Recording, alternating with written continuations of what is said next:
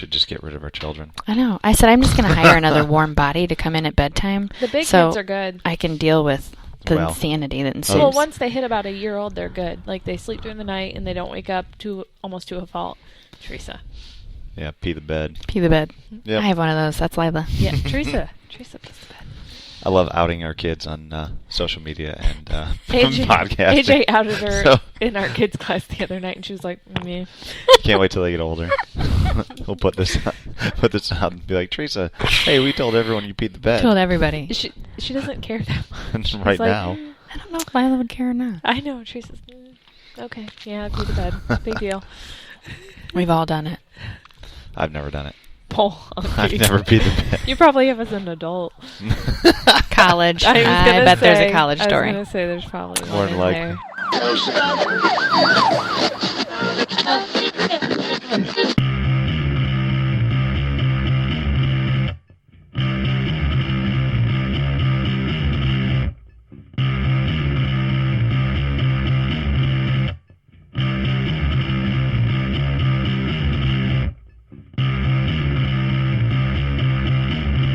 I have no idea what episode we're on. I want to say 9. Sure. I can look it up. Biceps and Bullets. Well, you look it up. I'll look it up. We'll just guess for 9 for right now. Short hiatus we had because of vacation and moving the gym. Crazy and stuff. All kinds of stuff. So we're back. Moral of that story. We are here with... I was going to say... with Jessica. Jessica, I'll let you introduce yourself. Just give us a rundown on who you are and what you do and kind of how long you've been with us and what you've done before CrossFit. Okay. Ready, go. Go. Hello, my name is Jessica.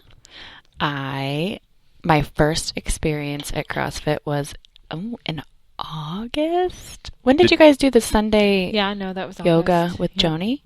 When we had the domestic assault out in the parking lot. Yes, that was it. That would have been it. That was it. That's at the old gym. That was the old gym. Yep, on Yep. Monroe. My very dear friend Jay Fox brought me to that. We got to have Jay Fox on the show Yeah, because I was we've gonna talked say, about her why so isn't- we haven't often. had her Better. on yet. Bust her in. She's like a unicorn. She is the unicorn. What is... Oh, Lord. Oh, man. Uh-oh. So that was my first experience, and had a great time. It was the first time I'd done anything physically active in quite some time. And then the fundamentals class was starting like a couple weeks after that, and I said, hey, this sounds cool, let's try it. So I did the fundamentals, and here I am. Loved it, yeah. Here I am. Good. For the record, this is episode 8. Oh, darn it. Okay, episode 8. Sorry. Maybe I did episode 9 in my head, or that was the outtake that we couldn't air. Probably. So, anyway. All right, It's a so good number. episode 8. I'll take 8. So that's your experience with CrossFit. Relatively Yes. short. What have you done before that? Like sports? Sure. Anything like that? Any other training? Okay, I will never openly admit this, so if anybody questions me, I will deny it. However... Well, you didn't give your last name, so nobody knows who you are. Oh, yeah, I did. Sort of. My last name is... It's actually kind of complicated, my last name is. That's why I didn't say it. That's why you didn't say it, right. I'll explain that later. When I get a little more comfortable in the podcast, I'll tell you that Have story. a few more cocktails you'll listen to. Yeah. I was, a cheerleader in high school. Yeah. There's nothing wrong with that. Yeah, I did dance and figure skating for most of my childhood. So in adulthood, I did a lot of Zumba, aerobics, jazzercise, all things that related to sort of dance and music. Yeah, there's a guy in the police department. He was on SWAT team with me. He did jazzercise. It was Kenny. I was going to say. I want to meet him someday. You do. He's a character. I really do. I don't think I had ever lifted free weights ever in my life. So I was a little intimidated when I walked into the gym, actually. That was a little intimidating for me. Yeah. Yeah. So yeah, I lots of movement history and some exercise, but nothing involving really weights at all. So. Well, cool. Yeah. Outside your comfort zone. And you're digging it, right? I'm digging it. You're fine. Cool. Yep. Yeah, totally outside my comfort zone. So You covered it well. yeah, I there are still times when I look around and go, what are we doing?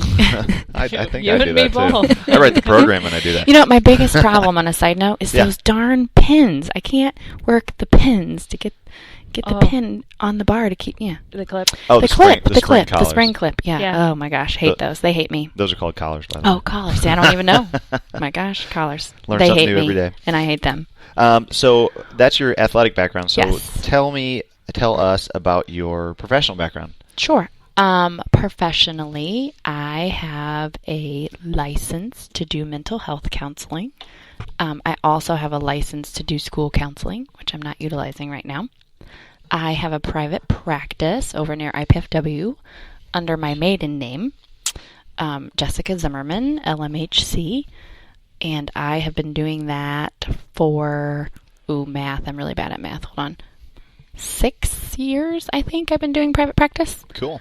So yeah, before that, I did school counseling for quite a while out in Southwest Island County Schools in an elementary school. And I also did 9 long years at Parkview Behavioral Health in the Access Center, doing admissions, site consults, and crisis interventions. So did you work in that little pod where the police drop? Yes. I Yes. always wonder, because I drop people off there all the time, but it's kind of like One Flew Over the Cuckoo's Nest. Oh, it's great. It's yeah. We had to do a transport recently because somebody stabbed one of the nurses in the eye and in the arm with a hypodermic needle. In the ER? Yeah, not in the ER, in that little pod. Oh, in the pod. At PBH, yeah.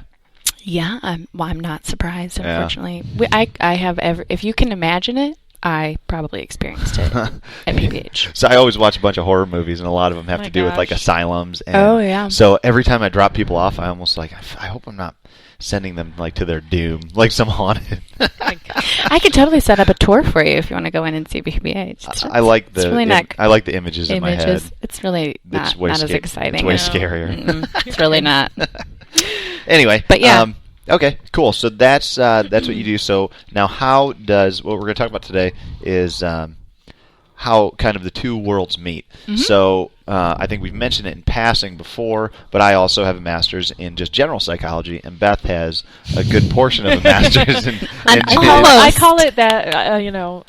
Really high esteemed half of a master. Half a master's degree. Hey, that's more than a lot of people have. Right, and we have all the student debt to prove it. Yep. Right. So anyway, so yeah, Me three. there's a whole lot of advanced degrees in here, and that's probably the biggest, most important piece of training, and is not teaching people the movements, because anybody can kind of teach you how to squat and teach you how to deadlift. Like, that's not that hard. Sure. The hardest thing is to modify people's behaviors to really get them to what you want to do, what you need them to do, or do what they need them to do, whether it's in a mental health counseling setting or whether it's in a gym setting. Right. You need to figure out a way to reinforce the behavior that you want to see, which for us in the gym is getting people in the gym lifting weights, being consistent, Right. and then changing eating behaviors and changing all those really, really ingrained patterns of behavior. That is the hard part, Absolutely. And getting them to believe that they can. Yes, Yes. definitely. I think is a we've- big challenge. Yeah, that's something we've kind of been dealing with a couple people as of lately. Well, really, with most people, Yeah. and that's where we're getting really in depth with this goal setting course that we're basically requiring all of our new members to go. I missed that. I've sent out many emails. Jessica, check your email. Maybe we're Check going to my your email. spam box. Yeah, so like if you want to be a member here, part of the process is going through a goal setting. Basically, a sit down with me. It takes about 20-30 minutes, Right. and we really get in depth to like what's your why, what's your purpose. Because if you can figure that out, it makes getting up for training not that big a deal, because you know your deeper purpose for getting up and doing it. Whether it's Right. I've got, let's say it's something drastic, like I need to lose 100 pounds or I'm going to die, and the underlying factor is I've got 3 kids, and if I don't get this under wraps, Right. I'm going to die, and I won't be here to Parent my kids. Right. Yep. Or it could be something else, like, I want to go to the CrossFit Games. Well, why do you want to do that? And then really dig into the whys behind that, and that keeps people on track. Yes. Because it makes it way more real. Yes. Yeah. That makes sense. Yeah. Well, I promise I'll sign up soon. Come on, Jessica.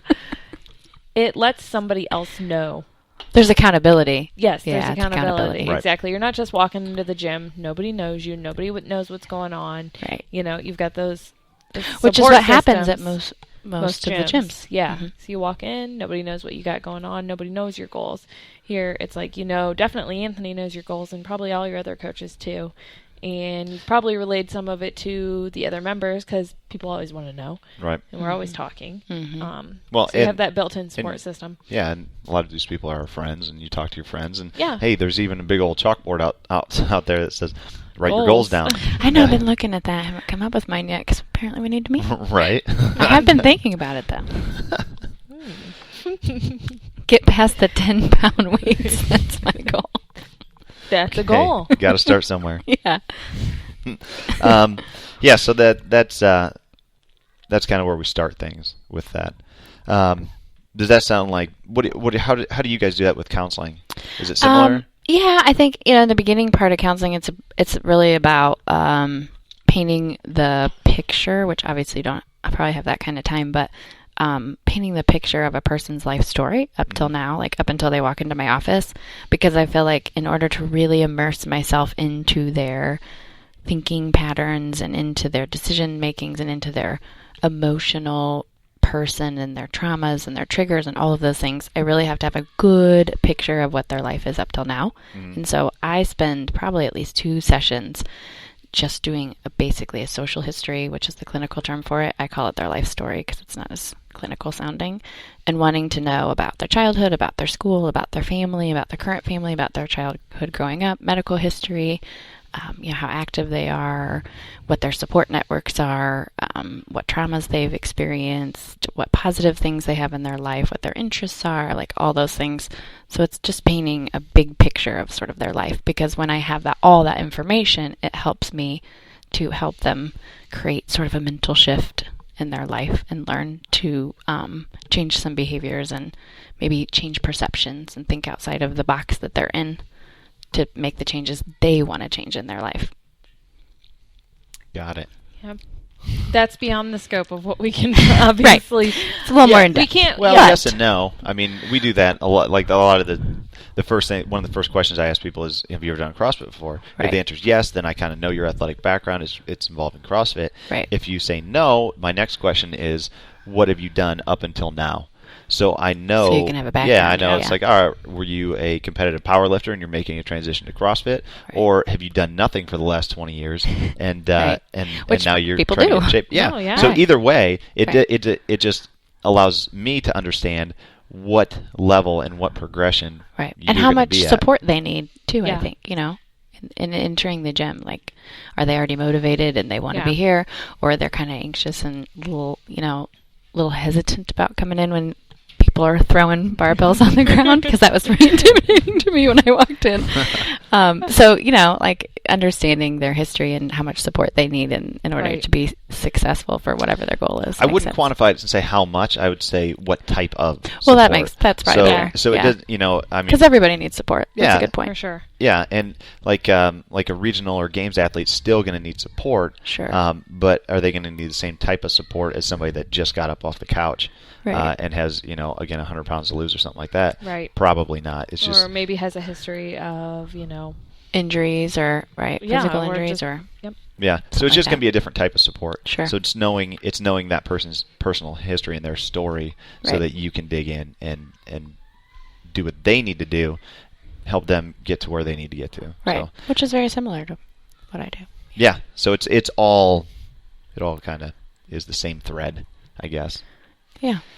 So you mentioned something, being intimidated coming into the gym. So you had that personally. Absolutely. And then I think from what it sounds like with your counseling, a lot of what you're trying to do is get people outside of their comfort zone so they can grow. Yes, take risks, healthy risks. So talk about that a little bit more.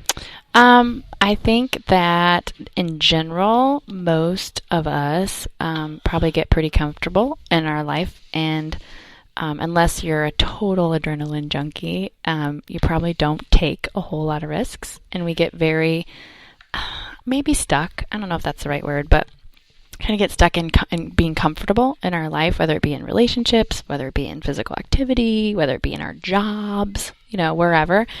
And we kind of stop taking risks and just do the same thing that we know how to do because it's comfortable. Mm-hmm. And that isn't always healthy. I feel like it's healthy to take risks, but you have to take healthy risks. You have to take calculated risks. You have to decide what risk you want to take. What is your outcome? What's the goal of your outcome? Look at the situation and your life and all of those things. So part of making changes in your life, though, anytime you make any change in your life, there's always going to be a risk because it may not go the way you want it to go. You might not be as successful as you think. Mm-hmm. You might feel like you failed, although in my opinion, we could probably find a success even in a failure. Yeah. So when and you're talking about taking a risk and feeling, and maybe you didn't reach the highest the goal you wanted, right? Yeah. So you feel like you didn't failed. hit it, yeah. Right. But in essence, I feel like that's part of my job in counseling is pointing out, hey, you didn't really fail. Like, look what you did do. Right. You made this huge effort. You met these new people. Yeah. You learned a new skill. You feel more confident. You're more empowered. Or, we can find all these positive things that came out of your failure that are really positive things. And in doing that, maybe you've changed the path that you were on. Maybe you've made a mental shift in your life to be more healthy or to be more confident or to surround yourself with more healthy people or, whatever. Right. I think, taking risks, and I know from my personal experience, absolutely doing CrossFit was a risk for me because it's so outside of anything I've ever done before. Yeah. Yeah, I think fear of failure is really, really huge. And I don't know if there's an actual term for that, like fear of failure. I don't know but if there's a phobia. There might be, but I think it's more or less kind of geared for fear of how you're perceived by other people. You just put it back on. It's okay. Fine. Beth had to leave for a second. We had crowd control. Go yell at children. Shut your faces. You know what I mean? So it's how you're perceived. So like say, that starting the gym was a huge risk for me. Yes, it still I'm is. sure Moving to a bigger location, huge risk for me. Yes. So if the gym were to go out of business, I would feel like a failure. Right. Now, why would I feel like a failure? A lot of it has to do with the fact that other people are going to look at me like, oh man, he did a terrible job. What an idiot! He ran that gym into the ground. Right. Couldn't sustain it. Yeah. So that's part of it. Mm-hmm. But I always have to read that quote by Teddy Roosevelt. I don't. It's really long, but man, that dude had a way with words. Yes. It's not the critics that count. It's not the people on the outside. It's the people in the arena that are bleeding and sweating, and that's what matters. So whether you achieved your goal or you didn't achieve your goal, and it's just like Yoda, like do or do not. There is no try. Right. Exactly. And that do or do not. There is no try is not. There is you win or it's nothing. It's not about winning. It's about engaging everything that you have into that task, and once you're done with it, win, lose, or draw, as long as you've put your effort into that, full effort equals full victory, right? Invictus. So. I agree. I use the term personal best a lot when I work with clients, and even when I used to be in the schools too. And we talk about personal best and how what's most important to me is, did you do your personal best? Right. Because, when you're looking at little kids from the school perspective, say, well, a C to this kiddo is his personal best because, man, he struggles in math and he worked his butt off, studying, and it was so hard for him. And he got his grade up to a C, and we are celebrating that because we're so excited. And then somebody over here is really good at math and didn't turn in homework and slid by with the test and got a C and should have got an A. Well, that is not his personal best. And I do the same thing in counseling with people. People come in and say, well, I totally failed. I messed up my life. I did this. I did that, blah, blah, blah. And I say, well, let's talk about what your personal best was. Did you put enough effort? And sometimes they don't, Sometimes, no, I didn't. Okay, well, what did you learn? How would you do it different next time? Like, let's look at taking something positive from the experience and moving forward. We got lots of visitors tonight. This place is a madhouse. That's why I love it's a family-friendly gym. One of my top compliments, by the way. Well, thank you. So the big takeaway from what you just said is, what did you learn? Right. So regardless of what the outcome is of the risk that you took, what did you learn because of that? So even if you were a huge success, so you got an A in the test, or whatever it is, you hit a big PR in the gym or whatever. Right. What did you learn from it? If the answer is, I didn't learn nothing, I just did really good, odds are that was not a success in my book. No. It really wasn't. Right. Yeah. Like it might be on paper, but it's really not, because you didn't learn anything from it. Right. And eventually, that way of success, quote unquote, is going to stop. That's going to be a very short term. Yes. Path. Sure. Yeah. And I can, like, in my own personal life, I think the biggest life lessons for me have definitely probably been my biggest failures. Oh. Because I Yeah. learned the most, right? For I mean, sure. on the similar side, starting a private practice, being a small business. Right. Mm-hmm. I'm in a building that, I'm running and renting out to other people, and that was a huge risk, and it was scary, and I've definitely made some big mistakes Yep. along the way. Tell me about it. Thankfully, I've been able to save myself so far Yeah. and bail myself out. But yeah, I learned a whole lot about myself and about business and, all kinds of other things in those mistakes. Side note, Never been there. did you, when you started your business, did you know anything about business? No, Me neither. nothing. Yep. You go. Nothing. I was like, I knew nothing about business. Trial by fire. Yes. Yeah. And I don't like Maybe math. not the best way to go. Not the best way to go, no.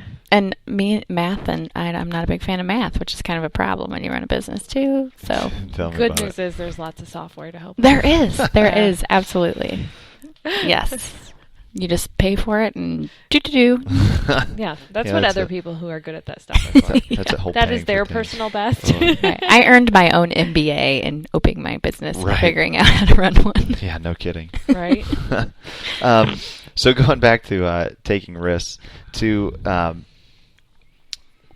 when you really wrap your head around how that risk, whether it's a failure or success, whether it's just taking the risk that is empowering, Right. in a sense. It really, like you said, you get stuck, you get stagnant, you just get in a rut, more Yep. or less. It's kind of like that. Talking about this stuff reminds me of that Hatebreed song. You don't want to be another dead man breathing. Right. Just kind of going through. Good quote. Just Jamie Yeah. Josta all the way. But yeah, it's just kind of like meandering through life, Right. and not even looking for the potential that you have, Right. in whatever avenue you're in. So with that, I mean, one thing you want to talk about was empowering through physical strength, as well as the movements and kind of what the gym atmosphere provides. Yes. I think that for me personally, there's been a big change in my life in the last couple of years. Getting out of an unhealthy marriage. I have no problem throwing it out there, right? And still trying to get that wrapped up and done, which isn't quite close to there, but and realizing like how sort of I didn't feel like I had a lot of power in my marriage, and there were some relationships in my family, and just really looking at my life and feeling like I was a person. I'm a helper, so saying yes all the time, never saying no, making sure everybody else is happy, but not really looking at myself. Typical woman. Typical Yeah, I'm woman, guessing yep. most of the women in the gym could probably identify with that place. Yep. No offense to men. No. There are some male pleasers, but there's definitely more female pleasers than there are male pleasers. So, for me, like, I don't even know what that look was about. Like, Let's not. Right, let's we not won't go go there. We don't have the explicit thing on here yet, so. Oh, good. Good. We haven't said any Let's F keep it words. off. That's good. Child friendly. So feeling physically strong, that's something that like never being into weights or anything. I mean, doing the dance and cheerleading thing, obviously we were strong to a point, but never with weights. So really coming in, and especially after having 2 children and being very out of shape, and feeling physically strong, like walking out of the gym and feeling like, right, even though I only had 55 pounds on the bar today, I couldn't have done it a year ago. Right. And feeling like I was physically strong, I think has really also helped support my mental shift, I keep saying, but in feeling empowered to feel like I can say no to people, and I can put myself first, and I can make decisions about what's best for me and my kids, and I'm sorry that you really want me to do this, but we're not going to do that today, and which is a challenge. I mean, it's hard to sort of, especially tell people in your family and your friends that, no, thanks, but I can't do that. So I think the physical part of feeling strong and healthy and capable of coming here and doing CrossFit has really supported that shift in my life of sort of setting some healthy boundaries and saying no. And we have an injury. Gashed his elbow. Just go clean it off. You're fine. Need a Band-Aid. Learning how to continue to support that in my life. Yeah. Yeah, there's something so mentally empowering. You see it in women, especially coming into the gym, where it's like they maybe don't have a history of lifting heavy weights, especially up over their heads, and then think, I don't know how many times I've heard it where it's like, well, I'm not really interested in that. That's not that big a deal. That's not. And then you tell them, and you're just like, listen.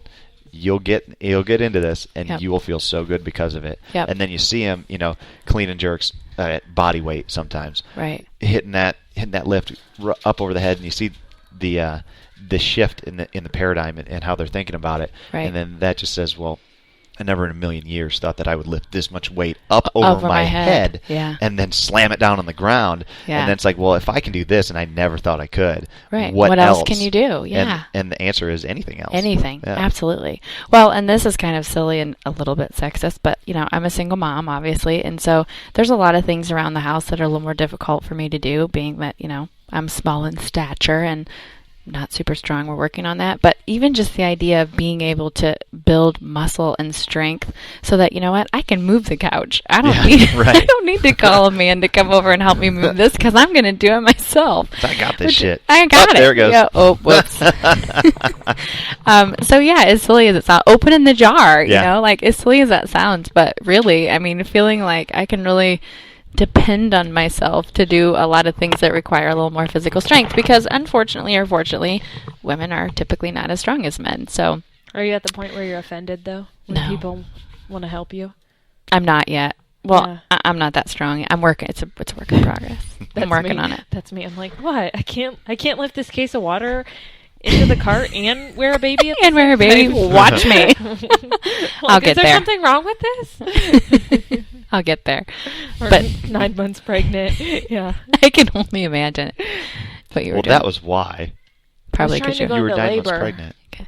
Well, people were trying to be nice. Trying to be nice. No, they're always trying to be nice. And I'm like, I got a system. Well, maybe they're hitting on you. Don't mess with it. Right. Well, that's a 9-month pregnant lady? Hey. Some people dig that. I don't know. Don't ask me. That's a whole. I refer those people out to another therapist, to an addiction I don't deal with. Oh. No, but I know what you're talking about. Yeah, just feeling. I mean, nothing against you. Sorry, and we work a lot. Both of us do. Yeah. And so a lot of times he's here. A lot of times I'm alone with the kids, or I'm running errands for the gym. And being physically strong, physically capable, and feeling like you don't need to ask somebody. Not needing someone's help. Yeah. Exactly. Yeah. I agree. So that's just another thing that I've kind of noticed myself, given my current situation, that it's really a big bonus for me. Yeah, and another thing that I noticed you were talking about is people being pleasers, right? So there's a certain personality type that just wants to please everyone. Absolutely. So those people have a hard time saying no. Mm-hmm. Those people take on so many tasks and so many roles that they're trying to take care of everyone else. And burn themselves out. Oftentimes they burn themselves out and they don't take care of themselves at all. They become very neglectful to their own. Yep. So they're martyring themselves. Yeah. Yes. So hearing you saying that you're putting yourself first now is, I can't even tell you how important that is. Right. And that is one of the things that we run into when we sit down for that goals assessment a lot is so many people that they just don't feel like they're worth the time. Right. That everyone else needs more attention than they do. Yes. And it's giving yourself permission to be successful. It's giving yourself permission and saying that I'm worth this. Right. I'm going to make myself number one. I say that people think it's selfish. I know. And it's not. It's not. It is not. I have said this for so long in private practice that I would like to invent a word that means healthy selfish. And then we need another word for unhealthy selfish, because there is a level of unhealthy selfishness when you're exploiting other people at the demise of others. That's unhealthy. Absolutely. But when you're putting yourself first, I often look at people in my office and say, if you don't put yourself first, who's going to? Right. Well, nobody. And from we talk about the hierarchy of like critical incidents at work, right? So first responders are up really high on that list, and you would think like just if you just talk to somebody on the street, they'd be like, well, first responders, cops, and firefighters should put themselves last because they want to save everyone. Well, if we don't put ourselves first or higher on that list, and we die, then who's going to save everybody? The answer is no one. No one. So if you're a caretaker and you've got a bunch of kids, or you have a parent or something that's elderly that you need to do all these things for all these other people, if you let yourself burn out, who's going to take care of them when you're not around, when you're not physically capable to do it because you haven't been taking care of yourself? Yep. The answer is no one. Right. Exactly. It's like, So take care of yourself. Put yourself high Put up on that first. list. Yeah. It's like when you're riding on an airplane. Yes. They want you and to, they say put the oxygen on a mask on yourself Yeah. first, and then your child. Because if you pass out and die, ain't nobody going to be Nobody's able to gonna help anybody. Nobody's going to save your kid. Yeah. Right. And it's just, it's the same thing in life. But and I don't have an answer other than I think as a society we just don't do a really good job of teaching that to people, especially women. No offense. I mean, some men, but we grow up just feeling like we need to make everybody happy, and you just say yes, yes, yes, yes all the time, and you take everything on, and it's all about I don't want anybody to be mad at me. I don't want to be the B word, because if I'm selfish, I'm the B word, and I can be that. Women are very afraid of that. And so it's about finding there's this great middle ground where I can advocate for myself and I can put myself first, and I can still be very genuine and very kind and very caring and do great things for people, but not at the demise of my own well-being. Yeah, I think a shift happens when you have kids. It's like, I need to make these kids the center of my world. And you do, but at the same time, it doesn't mean putting yourself completely at the bottom of the list. Because then too, what kind of example are you setting? Right. If you're putting yourself last, and maybe you have a history of putting yourself last, so you have a history of like poor relationships or poor relationships with food or whatever the case may be, because you're going to develop some sort of other issue because of that issue, right? Because it's almost like I don't want to say self-loathing, but poor self-esteem at the very least. You're going to model that for your kids. Absolutely. But conversely, if you model, putting yourself higher on that list, taking care of yourself, really knowing who you are, and having a good self-esteem and good positive body image and stuff like that, then they're going to see that. They're going to model it. Yeah, right. And that's going to be their and if you're their always reality. putting yourself second and always catering to the children first, all you're doing is raising selfish children. Well, that too. Yeah. Entitlement. We could talk about entitlement all day. That's that's a huge problem in our country. Giving to your children that you're doing them a favor. You're not. And then you're putting yourself second. It seems like you're doing the right thing, but in turn, then you end up on Super Nanny. Yeah. Yes. Is that still a show? I've actually assigned that for homework before to parents. Like, can you watch Super Nanny? What would Super Nanny do right now? I know. I'm always like, I can do this all day. Yeah. Yes. And empathy. We won't get into that. But that's another big problem our country has. We're lacking in empathy. Ooh. Empathy. Yeah. That's another problem.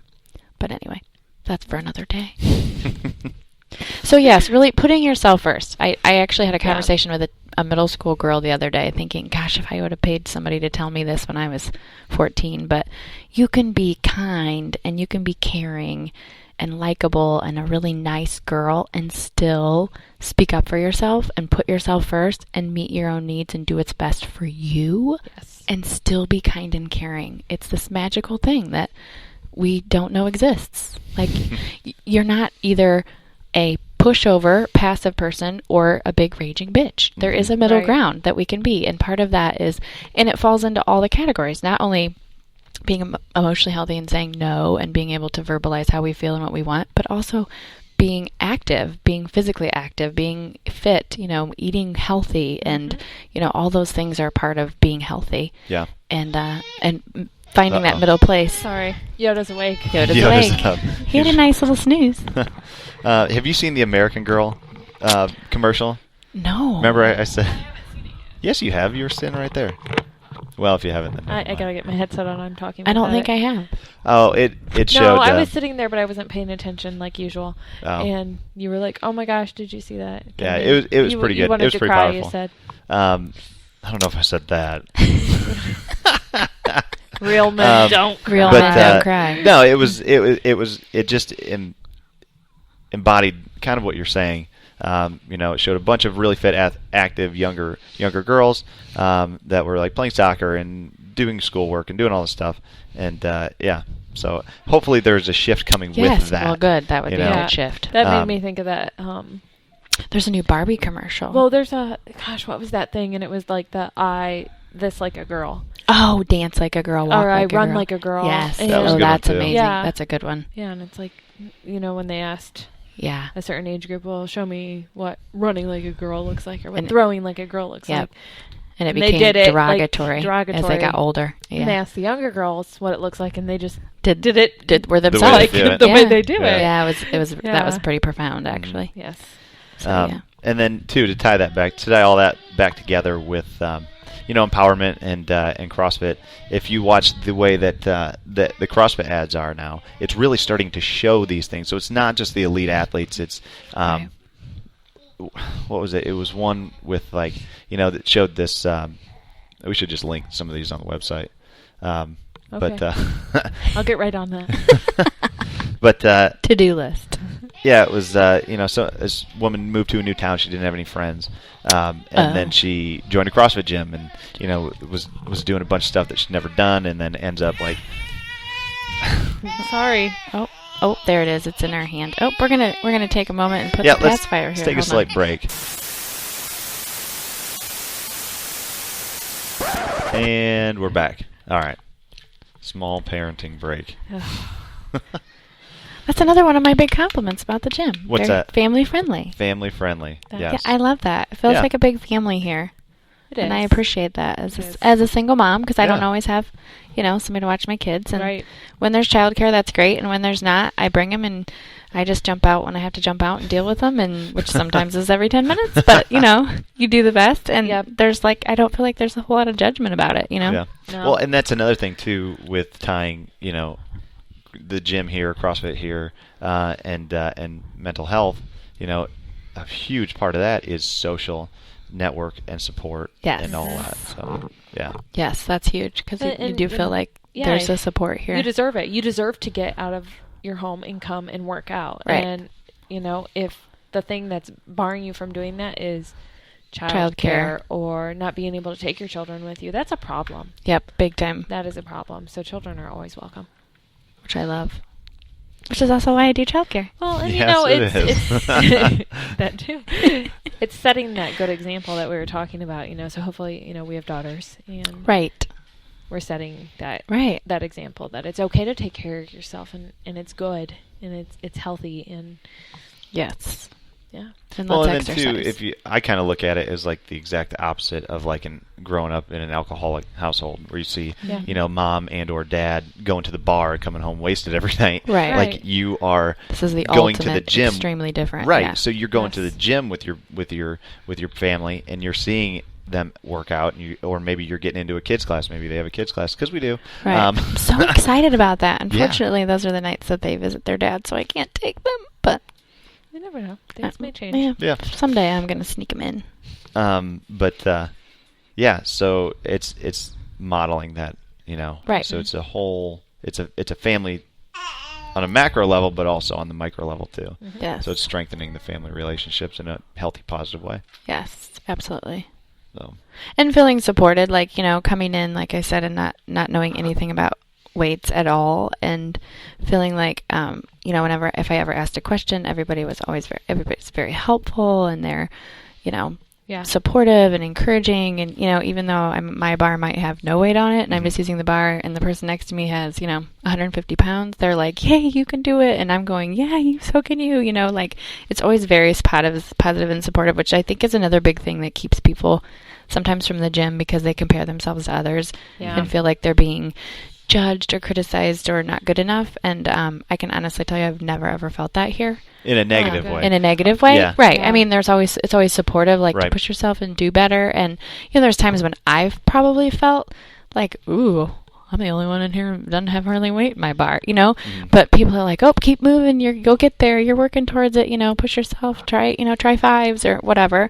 It's always been really positive, and I've never had an experience where I walked away feeling like, "Ooh, that was kind of snotty." Yeah. Which and, I appreciate. and just like a mental health session, like if somebody comes to see you for a counseling session, your job is to uncover a bunch of stuff, unpack a lot of stuff, and then Right. and then zip them up and send them out the door. Right. feeling better than how they came. Right. Yeah. And that's the same job that we have here.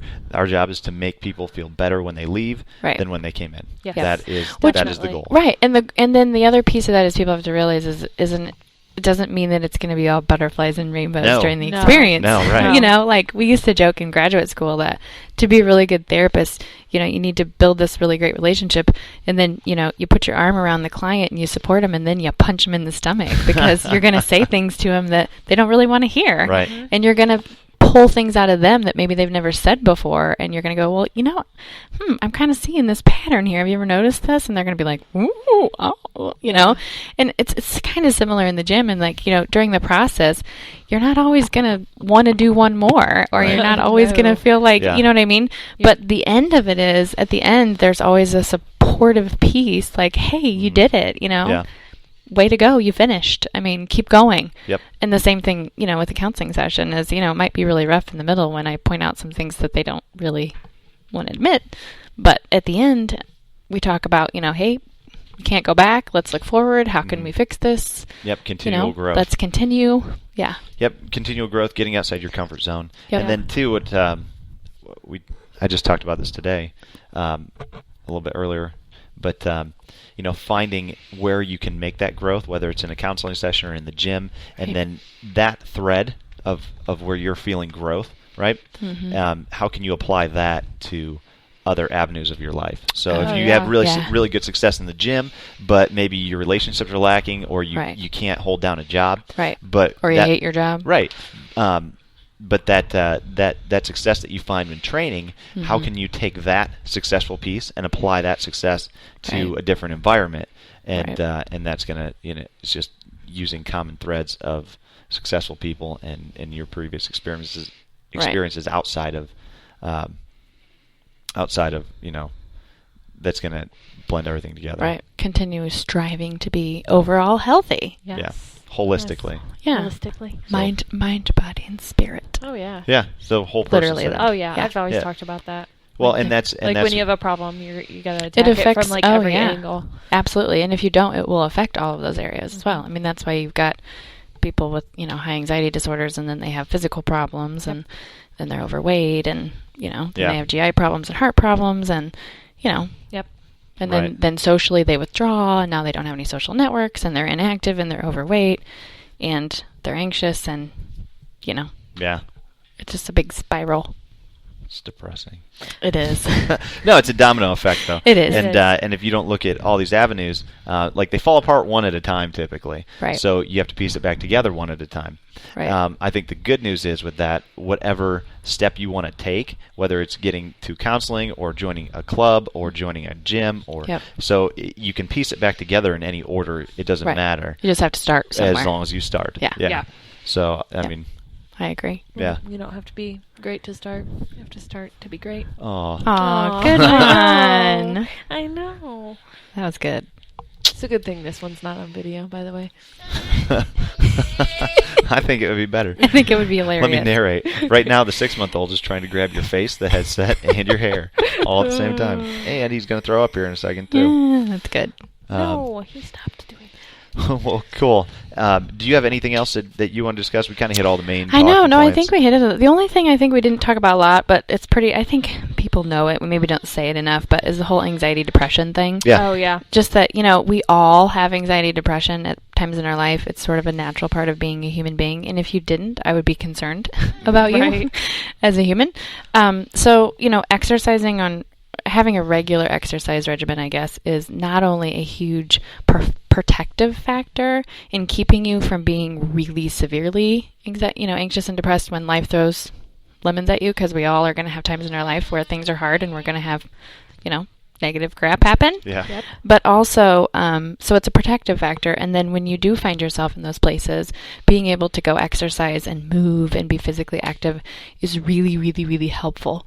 In coping with anxiety and depression, curing yourself from situational anxiety and depression. Mm-hmm. There's a huge piece of it. There's an emotional piece of it is about, you know, finding the words and expressing your thoughts and feelings. And then there's a really active part about, you know, being physically moving and healthy and active and all of that. And so you combine those two things and, you know, you have a great protective factor and a great plan to deal with situational anxiety and depression when life happens.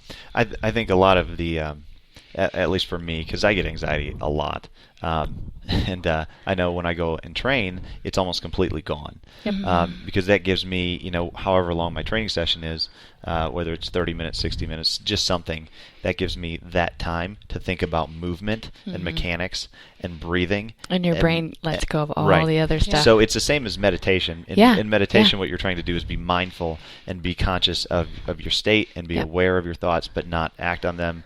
Right. And only focus on the present and not the future or the past. And being in the moment right now. Yes. And that's actually what I've been focusing on training is just make sure he doesn't pull that I was going to say, if we go out real quick, I don't right. that'll be the strong If you end. hear a crash, he's plenty strong enough. But yeah, just being present in the moment and breathing and taking it in. Just the experience, being surrounded with people that you like, and just knowing your breath and your muscles and your bones and how everything's moving together. And believing in yourself in the moment that you can do whatever you're doing. Mm-hmm. I agree. And go to yoga because yoga's really good for you too. Yep. Yeah, it's on That's why we're Thursday. tying it in. Yeah. Yep. Right. So. Yep. You have anything else? No, I'm sorry. I feel like I've been a little removed. You've been a little This distracted being a good parent. That's So- okay. We forgive you. The good news is most of what you have said is typically what I would say anyways. Two great minds think alike. Actually, three. I was gonna say, sometimes he and I are too alike. Well, before we take off here, where can people find you? Go ahead and feel free to plug whatever you want to plug. Okay. My business number is 452-5336. Local area code 260. 452-5336. My office is located in College Park, which is at the corner of Selhorn and Hobson, catty corner from IPFW. There's chiropractors and some insurance agents. We're back in there. Mm-hmm. So, I work with, kids starting probably school age, about kindergarten, up through middle school kids, adults, couples, families, kind of all of the above. And then I do have a couple other counselors in my office. There's a Christian counselor. There is a registered play therapist. Woohoo.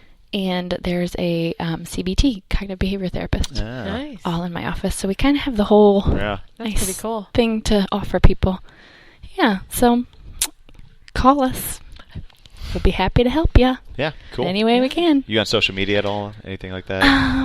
Not really. We're on Not for- Psychology Today. Yeah. Just a big advertising thing. We Just- talked about doing a Facebook page, but Should totally do it. we haven't done it yet. It's free. I know, right? Yeah. I'll put it on my to-do list. Hopefully it'll get done. Not before that goal setting. Not I before know. goal Okay, setting. we'll do goal setting You gotta do first. your I'll goal put that setting. above. I'll put that above the Facebook page. Cool. All right. So go to CrossFitTacticalStrength.com. Sign up for our newsletter. Give us a good review on iTunes and Stitcher and whatever else you're listening to this on. And like our Facebook page. We're on Instagram, CrossFit_tactical_strength. And what else? Where else are we I at? need to join Instagram too. I'm behind on the times here. Dude, come on now. I think that's it so far. And hopefully we'll be on Periscope soon. Ooh. Soon. I gotta get on Periscope. Watch out. Watch out for that. So, all right. All right. Awesome. Thank you guys. See ya later.